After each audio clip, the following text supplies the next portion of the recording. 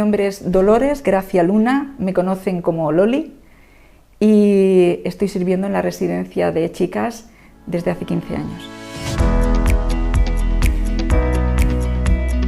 Al terminar la licenciatura de Teología, pues el director de entonces, lo que me preguntó primero era si tenía carnet de conducir, si conducía, porque hacía falta una subprefectora. Entonces entré ese mismo año. Esas chicas, las más jovencitas, que vienen forzadas.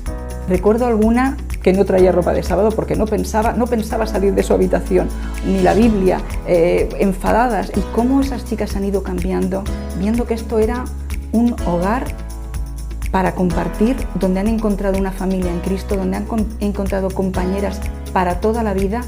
Ver esa transformación a lo largo de estos años ha sido maravilloso.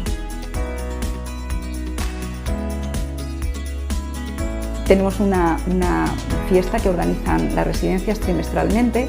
Fue ambientada en la época medieval.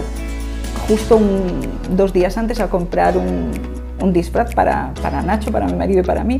Y nos vamos al comedor y nos dicen: «Oh, Fiona y Shrek, os habéis disfrazado de Fiona y Shrek». Y la verdad es que éramos idénticos a Fiona y Shrek.